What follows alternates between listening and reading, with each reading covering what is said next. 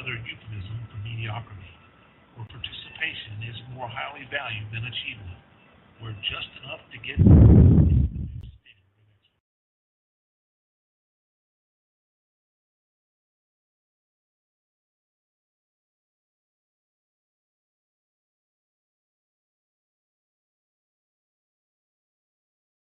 excellence.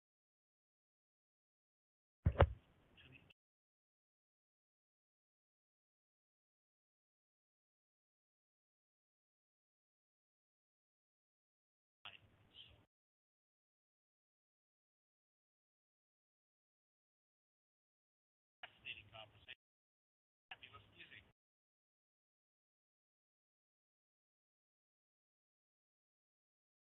The most popular radio station. A history of broadcast radio.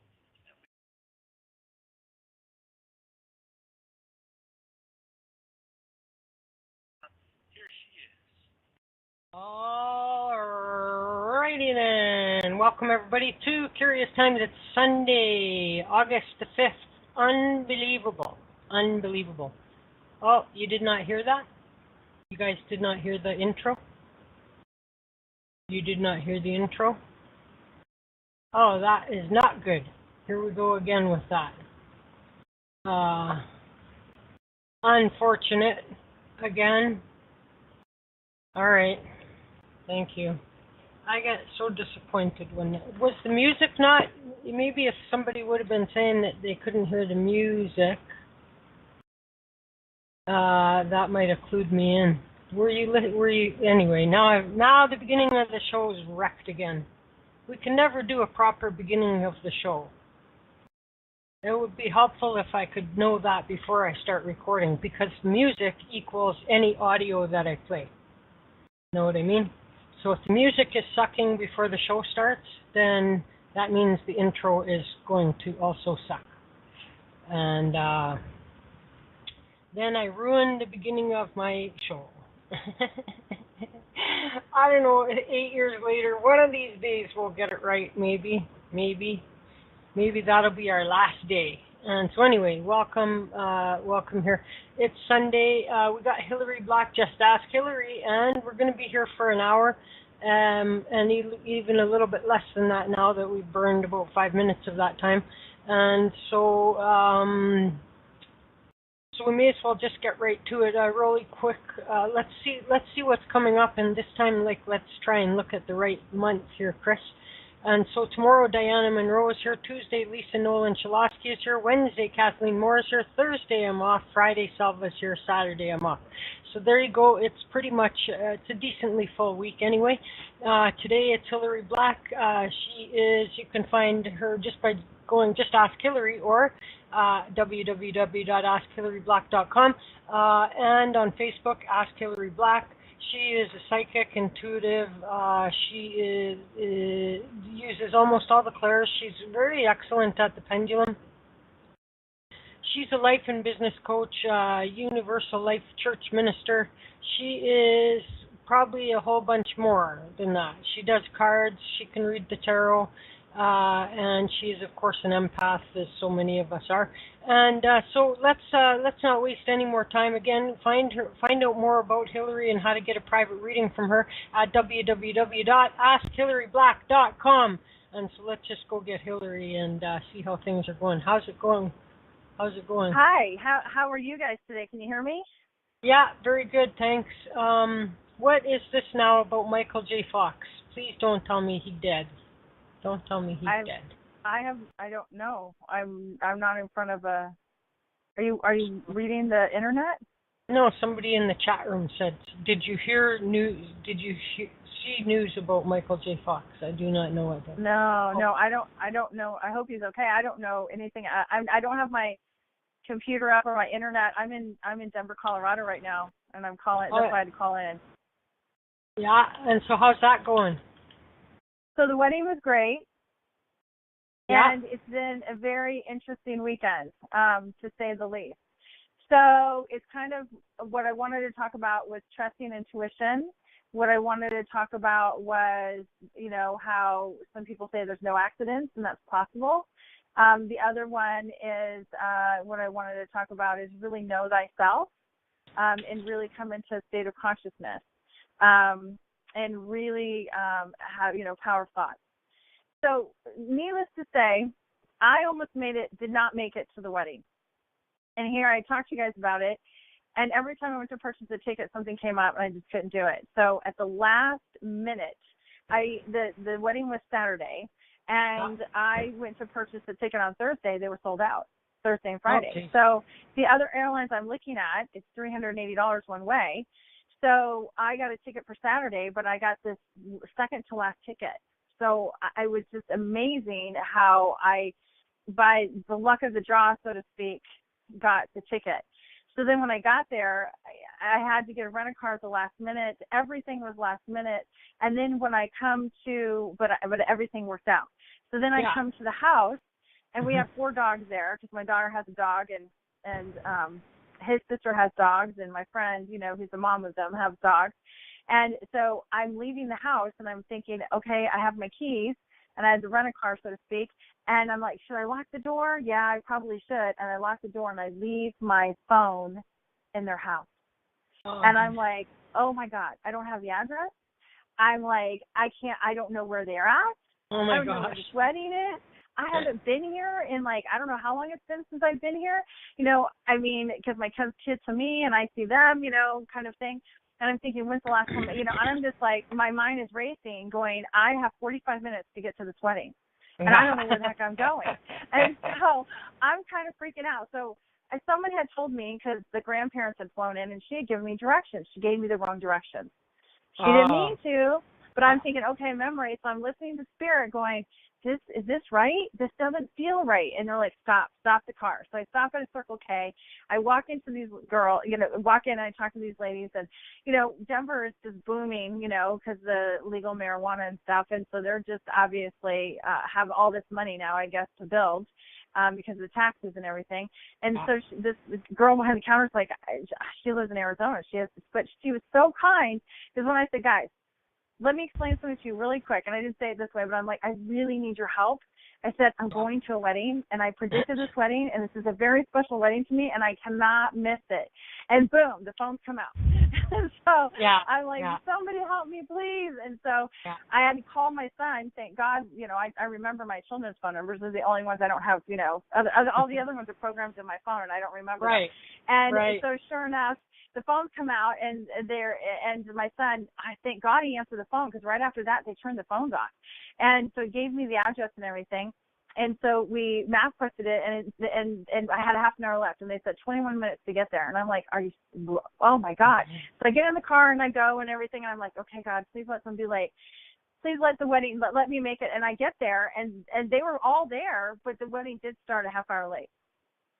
So I did make it in the nick of time, which was wonderful, and it was a great wedding. It was really nice, very, very heartfelt, very, very beautiful.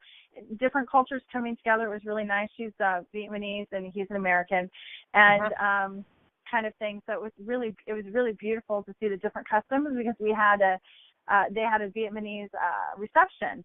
So it was really nice when we went to the reception. So I said to Zach, do you remember? And he looked at me, and I said, did you tell her? And he said, tell her what? And I said, did you tell her you were drawing pictures of her? He said, yeah. And I said, do you remember me telling you that you were going to meet her? And he went, oh my God, I totally forgot about that.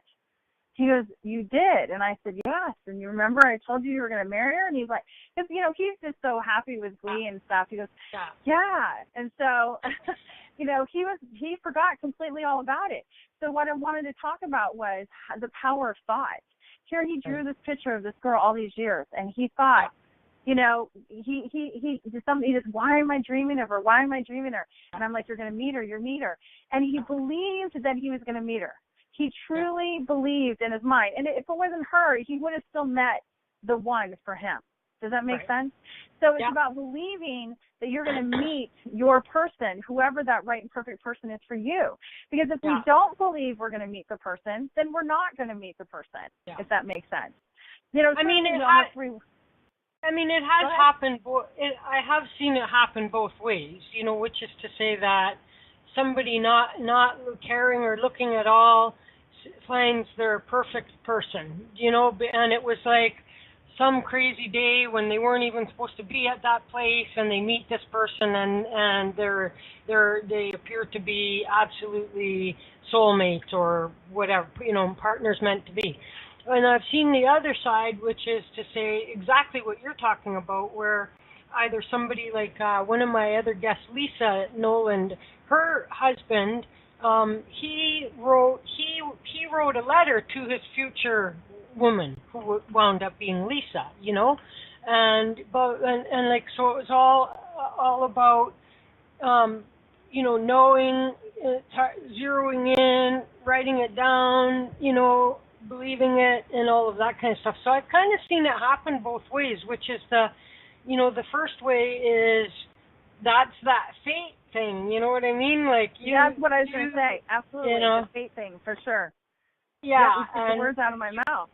So you can help fate, certainly, and maybe you can speed it up a bit, but you can, can't go wrong, certainly doing, what you are suggesting, which is to, well, I mean, in essence, you're talking a little bit about manifesting and law of attraction and that kind of thing. Well, yes, and the thing is that when they were talking in the speeches, his sister got up, and she said, she was so amazed that her brother got married, but she was so happy that, the woman that he's married, the family adores her. They all love each other. She really is a great gal. And she welcomed her to the family. She said, never in a million years. They all said that they thought he would get married last, and he's the first one of them to get married. And so they were just so surprised because he beats to his own drum. He's just different, and there's nothing wrong with that. She was like, can't imagine my brother used to wear tie-dyed shirts and, the Crocodile Dundee hat, and he used to wear all these different things because he just didn't care, and that's okay. That was good. He knew who he was, and he got comfortable with himself, and he got to know himself, and that's the important thing, is knowing who you are so that you can attract the right and perfect partner to you, whoever it is. And, right. He really got to know himself and felt good about him and loved himself, because that's so important. If you don't love yourself, what you feel is what you attract, or in a sense is where you're at is what you attract, right? So part of a little bit of faith, right? A part of it a little bit, and I'll tell you why. He because I told you guys he met her on the plane. Well, the story goes, not only did they were on the plane, and she comes and sits next to him, and he's looking at her going, oh my God, that's the girl from the picture. He starts chatting her up, and she doesn't want to have anything to do with him. She puts the earphones in. She hears the earbuds, and she completely tuning him out. She does not want to talk to him. Yeah. So she doesn't want to have anything to do with him. And so, so he accidentally spilled a drink on her. He didn't mean to. Geez. And he sure. was so spirit intervened, right? This is the thing. And I can only imagine, I don't know why, or, I can only imagine how nervous he was. It's probably why he spilled a drink. I really don't know why. But, he spilled a drink, and he profusely apologized, and there was something there that she started talking to him, and then they talked the whole plane ride. And then they got each other's numbers, and they Skyped for 2 years.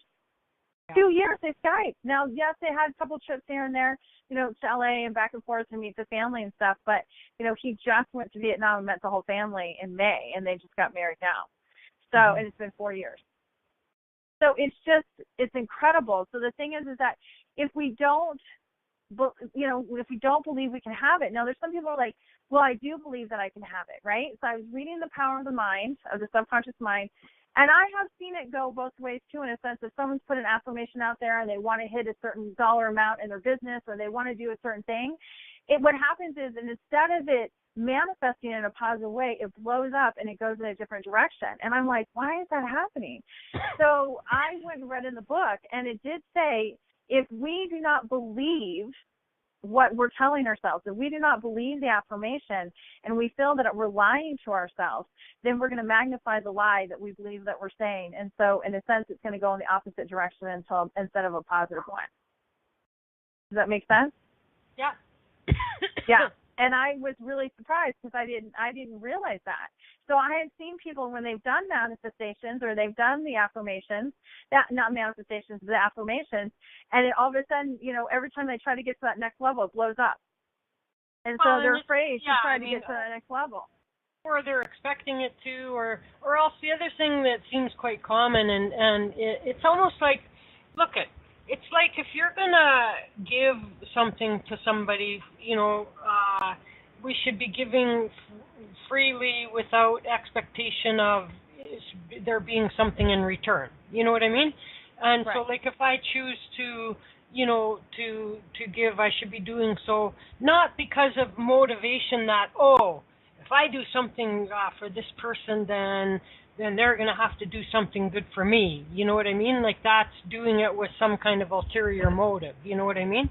And so, but it's to say, but if you're going to do, if you're going to do anything like this, it's like, then you get the people and the true place that where they're at in their thoughts and their mind with it show about like 3-4 days, a week later, they're like, wow, that doesn't work. You know what I mean? And so like they're putting some kind of a time limit on it so that, look, I'll be positive and happy and all that, but as soon as I think it's not going to work, I'm going to go all negative again. You know what I mean? And right. and maybe you're just being tested a little bit. You know what I mean? Like, to see how soon do you lose the faith. And so like if you're going to entertain going down any of these roads where you're going to be doing this kind of manifestation, there's no time limit to it, and you don't turn, just like a prayer. It's like a prayer. It's like they say, like if you pray for something, and like you should trust in that your prayer is going to be answered, assuming that it's for everybody's highest good. You know what I mean? And so if you have faith that all prayers will be answered in for the highest good, then you shouldn't have to pray for that again. Because if you, like, the next day, if it didn't happen, and you're, like, praying for it again or something, it's showing a lack of trust in prayer. You know what I mean? And so it's like, say your prayer, do whatever it is you're going to do, and then go on about doing other things that, hopefully also advance you, right? You know what I mean? But you don't draw your picture of your future mate and then like sit there waiting and doing nothing. And then by the hour go get more and more negative about it. See, nothing ever happens. I knew that wouldn't work. Yeah. But I'm going to add to that. So one of the things is certainly, put out to the universe what it is you want. Put that prayer, whatever you want, the mate, the career. People want to move. They want to have a family. They want to have children. Whatever it is that their heart's desire. They want to buy a house. And like you said, and I was watching Eat, Pray, Love today with my kids, and that's one of the things that they talk about. That she was talking about.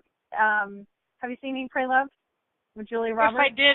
If I did, I can't remember it. Well, yeah, what they're talking about is when she goes to India and then she's doing the meditation, and she like. He's like, what's wrong? Why are you not meditating? She's like, all I can think about is what color, to decorate my meditation room. And he goes, you're not listening. He said, the meditation is in your mind. You have to have the power of the thoughts in your mind. You have to control your thoughts in your mind, so to speak, right? So that's what you're talking about. You're talking about once you put that prayer out there, you have to keep the focus and the positive thoughts. And when you go to the negative, pull it back to the positive. Now, yes, you can say your prayer one time, but one of the things about reprogramming ourselves in a sense of letting go of the negative thought and bringing in the positive, you can say it every single night if you want to. So what they suggest is that you say it a half an hour to 60 minutes prior to going to bed, because you're in your alpha state, which is where a lot of people, when we do our readings, that's where we're at, right? We're in our alpha state connecting to Source or God. And the zone, when let's say you're at work and you're like in that tunnel vision and you're just like in it, that's the alpha state, or like athletes when they're, in their zone. So that's what you want to do. That's why they say half an hour to 60 minutes before you go to bed, because then what you're doing is you're taking it from your head and you're dropping it into your heart. so you can process it at night. And when you actually verbalize it out loud, you can read it to yourself, and they say it's best to verbalize it outside because you're reprogramming. So what you're doing is doing that reprogramming and stating to the universe what it is that you want. So you can say it every night if you want. The book actually, and I actually, had learned that prior to reading this book, but the subconscious mind actually says you can do it 3 times during the day at 1 time at night just to keep the focus. But like you said, if some people can stay that focus and they just want to say the prayer 1 time and they can keep their thoughts positive and stay the focus, they don't have to say the prayer every night. They don't have to. And listen, I'm not trying to say don't do it. Like, I'm trying to give an example of, like, if you're doing it in negativity, like this isn't going to work, or I did this yesterday and it didn't work, and I did all these things, and I was nice to everybody today and everything, like it's just as if it killed you to be nice to people that day, you know what I mean, in hopes that would help you along. Like, you're all in the wrong motivation then, you know what I mean? And I you know what I'm getting at, right? So I don't have a problem with the repetition of it and the reinforcing of it if you're not coming at it from a, well, that didn't work, I guess I'll try one more time, I'll give you one more chance to make this happen for me, or something like that. And then you may as well give it up and go do something else, but if so have some faith. You got to have some faith. And it is. Because faith is going to get tested. And I also want to add, though, like, if that particular thing is not meant for you to have, this is what I'm saying is, like, don't then just wait around for that to happen. Because if that thing is not meant to be, you know what I mean? And it wouldn't be in your highest good or the other person's highest good or whatever it is, then, and you just sit there waiting now, because I'm sure this is going to work because Hillary told me so on Curious Times. Like, I don't have to apply for any other jobs because I'm getting that job that I want, the one that my dream job. I'm getting that job. I don't have to do anything else but wait for it to come. Then that's not exactly right either, because I still believe that it's got to be for everybody's highest good. And so sometimes we'll even catch a break, but it'll turn badly, and that was meant for some reason too, you know what I mean? And so you just got to roll with it and continue to do things that will engage you and advance you, and absolutely, be in the moment. Be in the moment and be present. Be in the moment and be present. And, I read this article about committing too soon, right, where a lot of people like to make that commitment soon. Some women will call it lock it down. When can I lock the guy down? I don't need to laugh. Close the deal. I want to close the deal. They want to close the deal. They want to lock the guy down. When am I going to lock the guy down, kind of thing, and get the commitment? And it's interesting. I was reading this article about, trying to get the commitment too soon, kind of thing. And one of the things they talked about is Holocaust survivors. They said there's there's these 2 families. One of them, and one of them, the person said that the parents had taught the children to be engaged and live in the moment every single day, because you don't know if you're going to have it tomorrow. So you're going to wake up and just really be joyful, get pleasure, have pleasure in what you're doing, have happiness in what you're doing, engage in every single moment, to live to the fullest of your life, be present, and then when you go to bed, you should have, be happy. You should be happy that you really lived that rich life today. You went after your dreams. You had you went after your happiness. You tried. I mean, whatever trials and tribulations you had, you were engaged. You showed up, right? The other family, they said, the Holocaust family, is that the family would live a kind of, not literally, but, obviously they lived small. They didn't live large like the other ones did. And what happened is that they were just up and just do what you need to do to survive. Do what you need to do to survive. And then when they put their head on the bed, they said, at least we're alive one more day. But they didn't engage. They didn't step out, to try something new. You know what I'm saying? They didn't allow for change or transformation because they were trying to hold on to everything to control, so that they, in their minds, obviously, that way that kept them safe. Whereas the other family would say, transformation, go with the flow, see where it takes you, kind of surrender kind of thing, Yeah.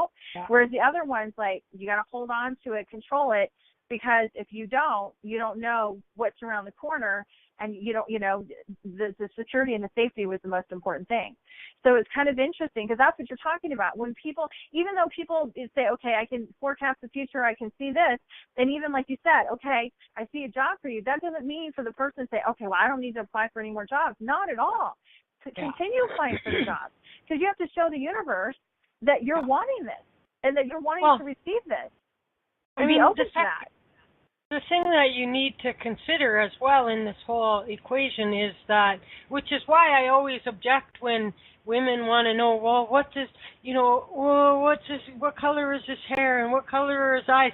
Because my whole point is that it might mean that you need to take job A, and while you're at job A, you'll meet somebody that will be your doorway into the job. Exactly. But if you don't get there, and so it's like if you're only looking for the guy with the blonde hair and the blue eyes because the psychic said, and you turn down every offer from a brown-haired, brown-eyed dude, that it might be through the brown-haired, brown-eyed dude that you meet Mr. Blondie, and you are screwed if you don't, so... I'm a perfect example of how all of these things can come into, when I was a little kid, I was bored. I would hang around the store, and I was always a little go-getter, so I would just help. That's how I've been my whole life. So I would just, help. I would clean this up or do that, and then eventually they started to say, oh, well, if you want, we'll pay you to go sweep the parking lot, and we'll pay you to mop the floor, and we'll pay. So before you knew it, I was kind of hired to be the sort of the gopher kind of a person, and I was still just a young kid. And then even when I was doing that little job, if I noticed that the cashier was getting so busy and the gas pumps were loaded up and the lineup was long, I would go and I would start to help put stuff in bags and start the gas pumps for people, you know what I mean? And then I would start to just punch in start to ring up some of the orders. So before long, and well before I should have ever been hired, I was now a cashier, and I was 14 years old, and I had the day shift on weekends with the key to the place to open it up at 7 a.m. And so, but the thing is that along the way, and I was a younger kid, then there was this 18-year-old guy that worked there then, hey? And then so a number of years go by now, and I'm now at this crappy job at Little Caesars Pizza, and I'm thinking how miserable I am there and how I don't want to work for such a terrible company anymore, because they suspended me for a couple of days because I refused to fire a kid, a junior high school student. I guess they sent a private shopper into my pizza place one night, and some of the kids, when you have on a Friday night and you got school kids as your employees, right? And because you're paying junk, crappy wages, and so the kids were having a little bit of a goof off and a little bit of a water fight, and I'm like, okay, guys, back to work, let's go. And so no big deal. But I guess right at that time there was a private shopper in the store, and I didn't take any formal disciplinary action or fire some kid for that. So they suspended me for that for a couple of days without pay. And so I was could not even believe it, because their first rule was you must have fun. At Little Caesars, their first rule was you had to have fun. Second rule was you had to answer the phone within 2 rings or something stupid. But anyway, point being, all of a sudden in the middle of the afternoon, nothing else going on, this guy walks into the pizza shop that used to be the older guy, the 18-year-old guy, when I was a teenager, and he walks into my pizza place, and now he works at the hospital. He's all, oh, hey, you should come and apply at the food services department out there for summer relief. There's no guarantee of any hours, but they pay really good hourly wage. And, $11 an hour or something. I was making $7.50 to be a co-manager, or was I manager or co-manager, nonetheless. You know what I mean? $7.50 an hour to have all the extra responsibility and still be treated like garbage by this employer. And so and I was always like super conservative. Like I could not give up something that was guaranteed for something that might be better. You know what I mean? Like if I was Right. going to give up something guaranteed, I needed to. But I was so upset at that moment in time at that employer that any other time that guy might have walked in and I would have never taken the risk. You know what I mean? Right. So I Right. quit the Little Caesars, went to the hospital. It only turned out that one time, 1 week in all of that time, did I ever make less money there at the hospital than I would have had I stayed at Little Caesars. But that was my launch pad because a little while after that, I went to a union meeting and then I became a union president that night. Like, didn't even like the union, you know what I mean? But I became the president that night. And as a result of that, I became aware that I was freaking awesome at that job, and I never would have even known to dream about that job. Didn't even know such a job existed. You know what I mean? And but then I got hired by the union, and then my little union merged with the biggest union in the province, and so now I was a staff negotiator and organizer for the largest union in the province, making more money than I ever should have had a right to make based on my education or my lack of education. You know what I mean? But all of that happened because of certain places where I was at a moment in time in my life. And all of those things had to have happened, right, for that thing to be. Now, but I never would have had a straight shot to the hospital job, if you know what I mean, right? Right. Like, the only way to that hospital job would have been the exact way that I got there. And so that's to say, keep on going and doing what you need to do, because there's maybe an intermittent critical step that gets you to that final goal. You know what I mean? Right. It's feeling the feelings, which is really important, because those feelings is what catapulted you. Like you said, if you had come in at any other time, you probably wouldn't have taken the chance. You would have said, no, I'm good here, I'm golden, whatever. But you felt those feelings in that moment, and you said, you know what, I'm listening to IntuiTalks, and I'm going to take the chance. I'm going to go ahead and do it. And so it's really important to feel that. So, example, I'm going to share something today. So on my drive, coming up to my children's house, my daughter's in the car with me, and she goes, I have something to say to you, and I need you not to get upset. And I'm like, uh-oh, what's going on? And she goes, Dad's getting remarried. Oh. And I went, what?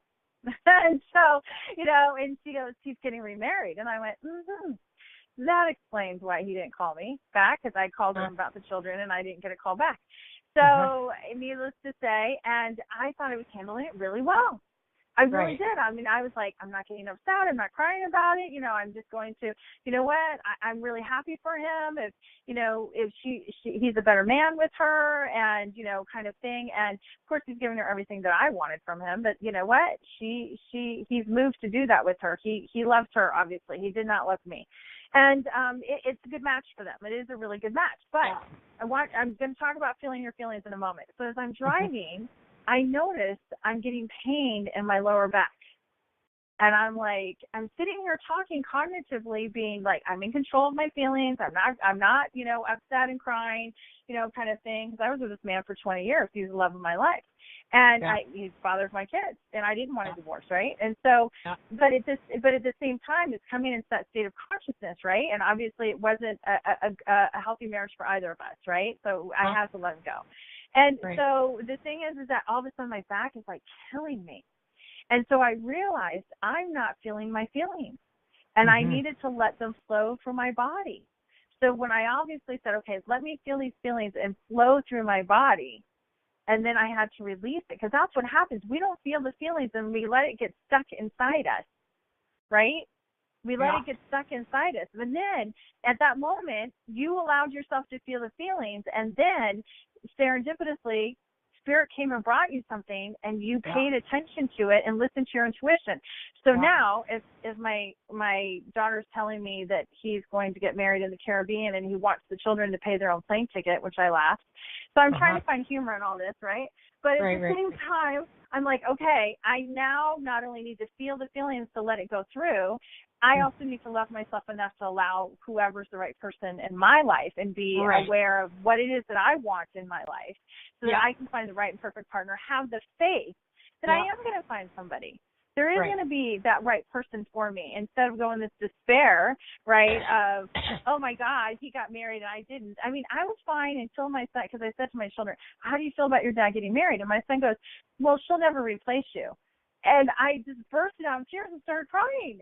And I never even thought about that until you mentioned it. And I go, honey, you didn't make me feel bad. It's that you're okay, because my daughter's like, see, you made her cry. And I'm like, honey, you didn't make me cry. I just never thought about her replacing me until that thought. Because then I go to the thing of, I want this big happy family. I want my family. I want children. You know, I want my, you know, all of us to be a family. And all of a sudden, obviously, he's having that with her. But I have to have the faith that I can have that too if that's what I want, which is what I do. But there's some people that don't want that. That's not, and that's why we're watching Eat, Pray, Love today, because the kids are like, what do you want to watch? Eat, Pray, Love. Right. And it's because, you know, here in Eat, Pray, Love, her husband wanted to be married and have children, and she wanted to travel the world. And so she had to do what was right for her, and she left. Mm-hmm. And then she went and did that discovery with herself and really got to know who she was, and she found her right and perfect partner at the end. And it's a true story, by the way. Elizabeth Gilbert wrote it. Uh-huh. It's a true story about her life. Uh-huh. I believe it is, so you guys will have to check it out. I mean, to my knowledge, to what I remember, it is a true story, but you guys will have to look it up and see. So, you know, again, that's why it's just so important to not to listen, but also surrender, like you did. You surrendered and you went with the flow. Right, that's right. And you allowed it to happen. I went against my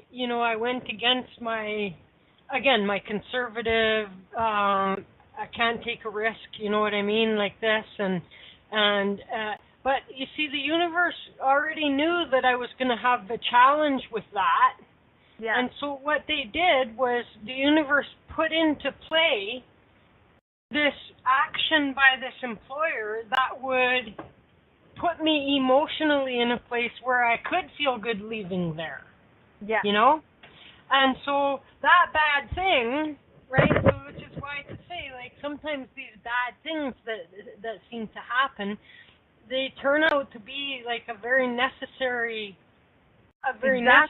thing in the grand scheme of it all. And you're right. And so, but without that, you know, then I would not have taken that leap of faith, right? And so, so again, like I marvel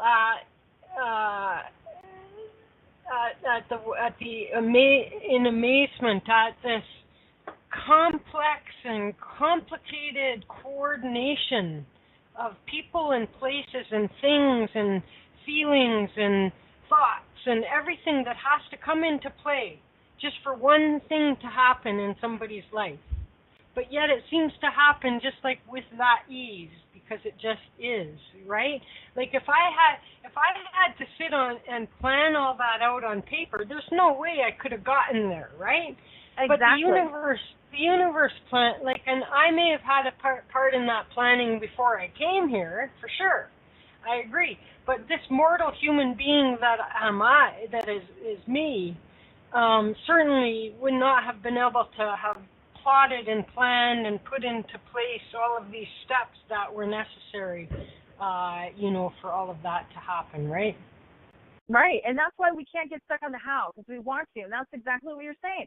What color hair does he have? What color eyes? And if you don't go to A, B, you won't get to C to D, which is where what it is that you want. That it can, like your situation, it was better than you could ever even imagine. Better than you could have even thought of putting on paper. Yeah. Right. Yeah, that's right. That's right. We have to be open to that and have the faith. Right? And like you said, this is so important, as you said, bad experiences, positive things can come out of that. Yeah, yeah. Because if you didn't have that bad experience, so I'm going to turn around and take this and say, all right, I'm going to have a positive experience out of this. Yeah. I'm not going to, the old me would have totally gone into, even though I do this for a living, I'm freaking human just like everyone else. You know, I have feelings just like everyone else does. I would have gone into, oh my God, poor me, I'm never going to get married. I'm never going to find anyone, oh my God, I can't believe that he found the girl that he's really in love with, by the way, Right. That they're just happy. They're happy as clams. Yeah. And they're really good together. I mean, it's like, Yeah. wow. So, yeah. And that's good, so like it's if we get out of the way, you know what I mean? If we get out of the way, it could be somewhat helpful. Yeah, I agree. I so agree. And that's what he did too. This is the gentleman I was talking about that got married, right? He turned around and he drew these pictures of her, but he had no idea how he was going to meet her. He didn't know the how. He had no idea. Right. Yeah. And, he just kind of surrendered to it. And I'm like, you're going to meet her. I really feel that you're going to meet her. And I don't remember, because I was trying to find out from him the other night, from the time that we talked about when you started drawing the pictures and the time that you meet her, what was the time frame? But, they were so into the night. I wanted them to have a really fun and festival. And he's like going back going, oh, my God, you really did say that. Wow. Kind of thing. And I'm like, we'll talk about it later. Don't worry about it. Have a good time. Yeah. And so kind of thing.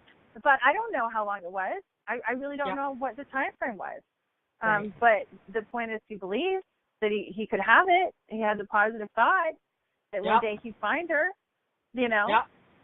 And he what if he had canceled his trip to his grandfather's? Would he have ever met her? Right. Because he went to his grandfather and he got on the plane. That's how he met her. That's right. Yeah.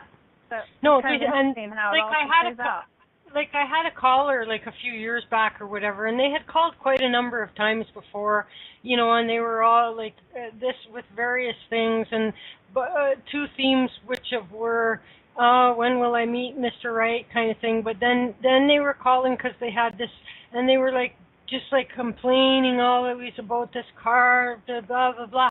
Well, so as it turns out, the car broke down again on this person, but Mr. Wright wound up being the tow truck driver. Oh my, that's so wonderful. You know what I mean? Yeah. Yeah.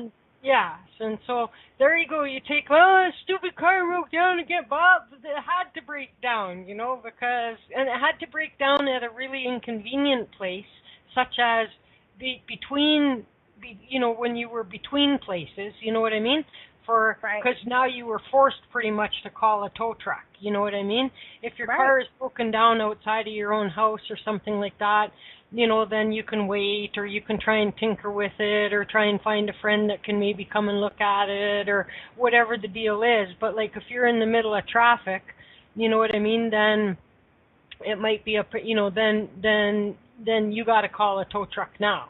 You know what I mean, to get it out of the way and everything like that. And so so it was kind of funny that the situation wound up being that Mr. Wright was two problems that the person had been calling about was this car, and this lack of a partner. You know what I mean? And so the car needed to be in crappy condition, obviously. And so, Fate. And see, we can Trump. See, that's the thing. Fate is there, but we can override Trump. I mean, we can override Trump. I didn't mean to say that. We can trump fate. That's what I mean to say. We can trump fate. And so what happens is we think that we're smarter than fate sometimes, or we have free will. We can say no, and then all of a sudden, we've just not allowed something good to come in because we think we know better sometimes. Yeah. Does that make sense? Yeah. So we have to be open to the possibilities. We have to be open to something to be better than we can ever imagine.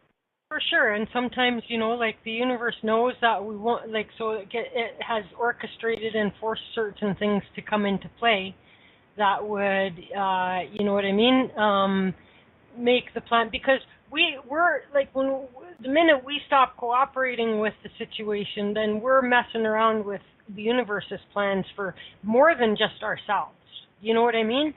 We're in in that case, that would have affected the tow truck driver's situation, and so on and so forth. And so, like in my situation, like given that like so many people, so I helped so many people in really significant ways in that job. One that I never would have, but for getting that foot in the door at the hospital, and then the rest became history. That all of those people's lives might be different then. You know what I mean? Yeah, and, exactly. And so the ripple effect. Well, so it has to. Like, that's why I say, like, the universe is not in the mood to have one person mess up thousands of people's lives. You know what I mean? Like in that way, So if necessary, that's why it's like, so no, it doesn't have to be as hard, for example, right? Like, so this is why we say sometimes you get a little whisper, and then you get a little nudge or a poke in the shoulder, and then you get a little push, and you're still not paying attention. This is when the Mack truck comes and and yeah. so it smacks you, and so you can either you can make it a little bit easier on yourself, perhaps, by taking some of these earlier cues. But if the universe is on a time sensitive mission to accomplish, because again, with each thing, how many lives in different people's life paths are being affected by this, and so it's necessary for that to work at that place, at that intersection. And so if you're not cooperating, universe will keep doing something that will ultimately force you to be in where you need to be for that moment in time. Absolutely. I call it a tower card in the tarot deck, and it's like I tell people when it shows up, and certain things, towers can be positive or negative, but I'm like, if you choose to deal with this, it's going to be easier than you deciding to deal with it later, because we're like, oh, we don't want to deal with it, and we throw it under the rug. Then you're going to get, I call it a spiritual 2x4. I agree. It's a Mack truck, you're just like, what just hit me? That's right. Right? That's right. What just hit me? And it's learning the lesson too, because I've seen people do affirmations sometimes, and they've happened quickly, but they've gone in a negative direction instead of a positive, and it's because they needed to learn that lesson, whatever that lesson was that it was attached to. And what are they not believing? What is the lesson? What is the belief system? Do they believe that they're not deserving? And do they believe they're not worthy? There's some stuff that they're still holding on to that they got to let go to make that shift happen, right? Yeah. So, yeah, so, that's why I said at the beginning, Hillary, is like some of this, like, and also I want to say, it's not always that thing that's happening to you is about you. You might there might be a little part that will come in it for you, but you could have achieved that in any number of other different scenarios that could have played out. So, every single good thing or bad thing isn't even necessarily about you. There's a plate, like I talk about the story in the student center, where I was the only person that could have been in this position to help this person, and through some crazy set of circumstances, I'm way out in a work camp up north, having the most miserable time in my life. And the director of, student life or whatever the hell it was, you know what I mean? Calls me on my cell phone when I'm out in the middle of the boondocks, and it's all like, would you agree to, if I wanted to second you to be the student advisor, would you agree to come and do that? And I'm like, what? Wait. And she's like, Chris, I know your work, and I know you, and I'm like, oh, what are you... And she's like, she had more faith in my ability to do that job than I did. And so I go, well, okay, all right. Like, I kind of liked normally I kind of liked my job because it kept me on the road a lot, and I never liked to be like tied to a desk, if you know what I mean, hey? But before too long, this young woman comes along that I had known a couple of years earlier, because in the other area of the college, we took training out to Aboriginal communities, reserves, Métis settlements, etc., like this. And one of our programs was pre-technology, Aboriginal pre-technology, and this is basically upgrading so that we could take these students who didn't finish high school and didn't blah blah. We college prep them. You know what I mean? And so then they can enter into a program at the main college that would, but they had to have their basic maths and blah blah blah blah. So anyway, the woman did very well in her Aboriginal pre-tech program. Went to apply for her, program that she wanted.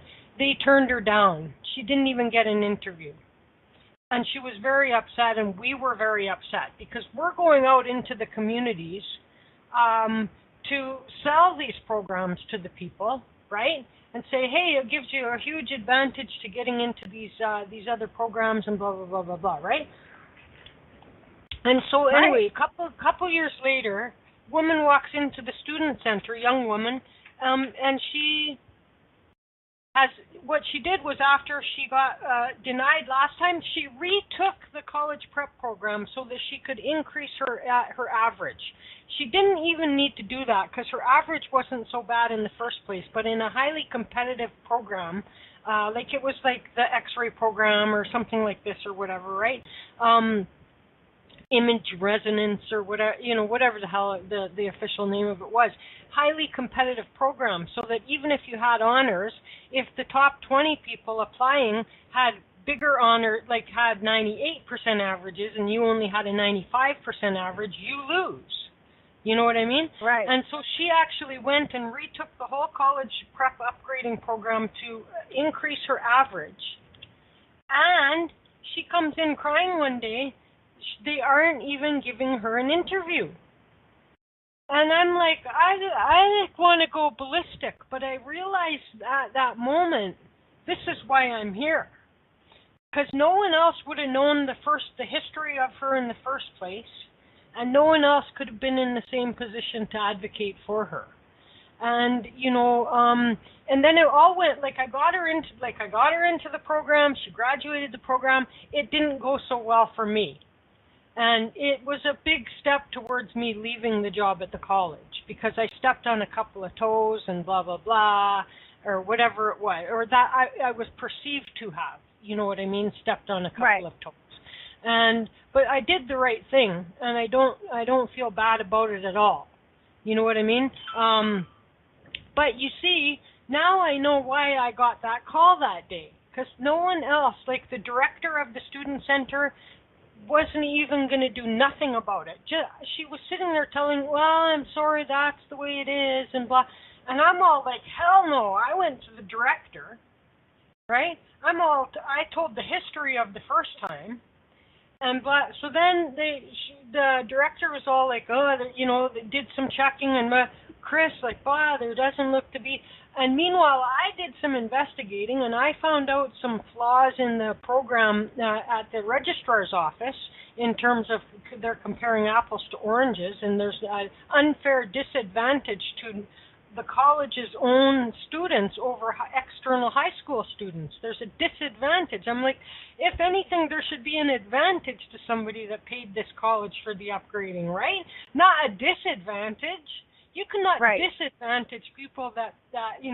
So anyway, and it took me to shave my head to raise money for cancer, because one day after it was all over, my director said, sorry, there's nothing we can do. Nobody can do nothing. It's out of our hands. Write me a briefing note, and maybe we can try and get some things fixed for the future. You know what I mean, in the process. And then the registrar is in the hallway, stops in the hallway to rub my bald head, right? Right. And ask me how it's going, and I tell him it's not going good at all. The next day, the woman calls me and says I got an interview, and she was crying because she was so happy. So people perceived that I went above people's heads and blah, blah, blah, and I didn't. The man stopped in the middle of the hallway to rub my bald head, you know what I mean? And, but without all that, she would not have gone on to graduate with honors from the program, and I'm assuming she's, enjoying a full-time, lucrative career in diagnostic image resonancing or re-imaging or whatever the hell they're calling the program. You know what I mean? So, right. There was a thing where I got plucked out of where I was to be put somewhere, but it didn't have nothing to do with for me. You know? Right. It wasn't about me. It was about that woman, that young woman needed to have somebody in that position that was gonna get her into her program. You know what I mean? So otherwise, you helped her through that stepping stone, you know. And I'm sure you learned some things through the process too, and a sense of, you know, there's nothing I could have done different, right? Like, right. But at the same time, you probably saw your worth, your value. You know, there may be a pattern that you saw in there that you're like, oh, don't want to repeat that pattern, because what you came into may have been familiar from what you had in the past, although you were there to help this woman, no doubt about it. Do you see what I'm saying? You also helped yourself also in a different way, too. Yeah, the pattern that I have is and has always been a blessing and a curse. It's because I got to do, like, I cannot take the time to say, oh, if I do the right thing, it might affect me, my job. You know what I mean? It might be bad for me. I got to do the right thing. You know what I mean? Well, you got to do that, to look at yourself in your mirror, you know? That's right. And have integrity for yourself, you know? Exactly right. And so there's times when, on principle, I got to do something that's adverse to my own well-being, and that has been a problem for me in my life. But at the same time, it is also a source of great pride, because I didn't ever have to sell myself out and sell someone else out, more importantly, you know, for some kind of self-preservation or something like that. You know, I cannot imagine living with myself to have just said to the woman, sorry, because she never would have tried again, I'm sure of it. You know what I mean? Right. If you've gone twice through the process and you have been refused, and then you go and spend money again to retake a program just to get into the thing you want, and you're still refused, like, I'll tell you what, at that point, I'm going to be, like, giving the middle finger up all over the place at these people. I'm going to be bad-mouthing that place for the rest of my life. You know what I mean? Mm-hmm.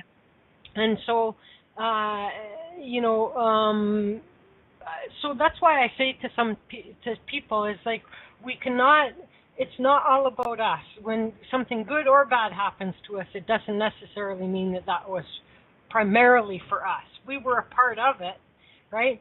But it wasn't, like, necessarily on my wish list, if you know what I mean, right? I do. Yeah. So, anyway, our hour has clicked by rapidly. By. Yes, it did. And it did.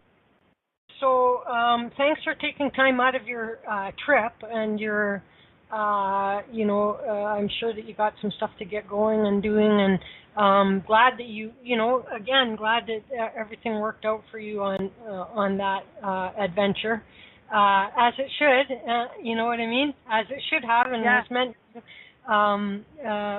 So everybody can go and find Hillary's website, please, at www.askhillaryblack.com.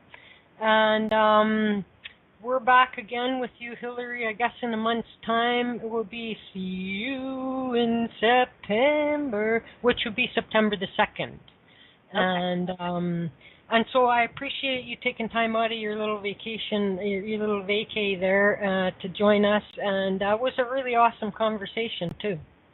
Thank you. It was great on your part as well. So thank you so much. And thank you for everyone who listened. And I'm sorry that I couldn't get on the internet and chat with you guys. You know, sometimes I know you guys chat in the chat room, and just say hi to everyone and take calls tonight and do readings. But I have limited time with the children, and I really want to spend the time with my kids. No, so, absolutely. Absolutely. Very good. So you take it easy. We'll see you in a month's time, and drive home safely, okay? Okay, thank you. All right. I will talk to you guys next month. Thanks. All right, bye-bye. Peace out. Thank you. Okay, kids. I'm gonna play a song, and then we'll figure out what if we're gonna stay and talk a little bit more about this, or if we're just gonna go, or what we're gonna do. But I will now test this music out because I reset that, and so let's see if that worked. Here. Is that okay?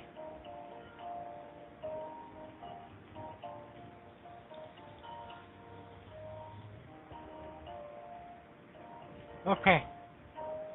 All right. So what it's going to mean is I have to recall. I have to call back in for there to be any kind of music. So I'm going to hit the stop button